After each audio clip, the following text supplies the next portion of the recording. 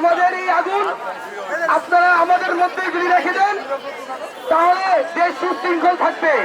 যদি আমাদের এই আগুন অন্তর্বর্তীকালীন সরকার বাইর করতে চায় তাহলে পুরো দেশ এই আগুনের স্পৃহায় জ্বলে পুড়ে সরকার হয়ে যাবে।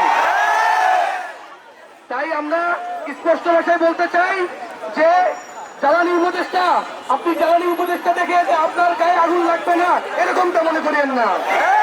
ডিপ্লোমা ইঞ্জিনিয়ারদের আগুন যেমন সারা দেশকে জ্বালাইতে পারে এরকম আপনার অন্তর্বর্তীকালীন সরকারকেও জ্বালাইতে পারবে। ডিপ্লোমা ইঞ্জিনিয়াররা যুগে যুগে তারা রাজপথে আন্দোলন করেছে, সংগ্রাম করেছে, তাই ডিপ্লোমা ইঞ্জিনিয়ার সবসময় সংগ্রামে বিশ্বাসী। যদি রাজপথে আমাদেরকে রক্ত দিতে হয় আমরা সর্বদাই রাজপথে রক্ত দেওয়ার জন্য প্রস্তুত আছি ইনশাআল্লাহ।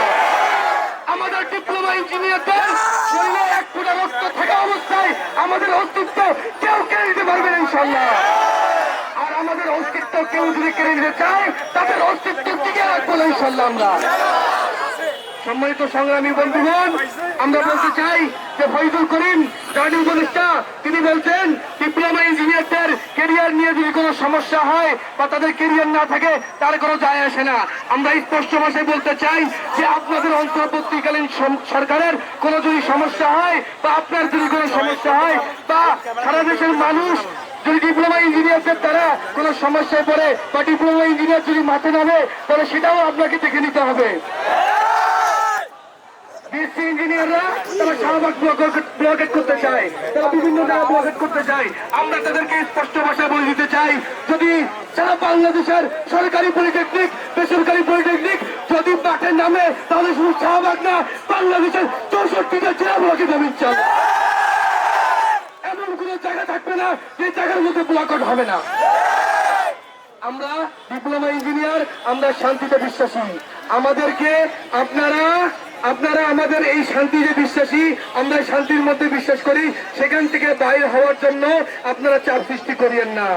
যদি আপনারা চাপ সৃষ্টি করেন তাহলে পুরো বাংলাদেশ অচল হয়ে যাবে ইনশাআল্লাহ। ডিপ্লোমা ইঞ্জিনিয়াররা যদি দেশের মধ্যে যে সেক্টর গুলো আছে সে সেক্টর থেকে একদিনের যদি কর্মবিরতি দেয় বা 2 দিনের কর্মবিরতি দেয় পুরো বাংলাদেশ অচল হয়ে যাবে।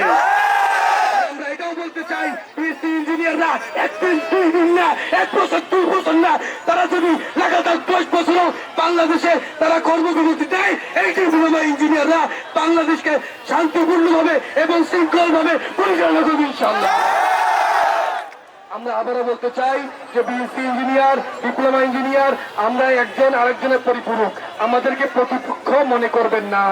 যদি আপনারা আমাদেরকে প্রতিপক্ষ মনে করেন তাহলে অবশ্যই আমরা প্রতিপক্ষের মতনই আচরণ করবো ইনশাআল্লাহ। সংগ্রামী ভাইরা, এখানে আমাদের আরো অনেকে আছেন, তারা কথা বলবেন, আমি আর কথা না বাড়াই। আমি আবারও বলতেছি আজকের কর্মসূচি সফল করার জন্য যারা অত্যন্ত পরিশ্রম করেছেন, যারা এই রোদে বসে আছেন বা যারা আসছেন তাদেরকে আমি অসংখ্য ধন্যবাদ জানাচ্ছি। অ্যাকশন টু অ্যাকশন, ডিপ্লোমার অ্যাকশন, তরুণের হাতিয়ার, তরুণের হাতিয়ার, তুমি কে আমি কে, তুমি কে আমি কে, দেশ করার হাতিয়ার, দেশ করার হাতিয়ার। আসসালামু আলাইকুম ওয়া রাহমাতুল্লাহ।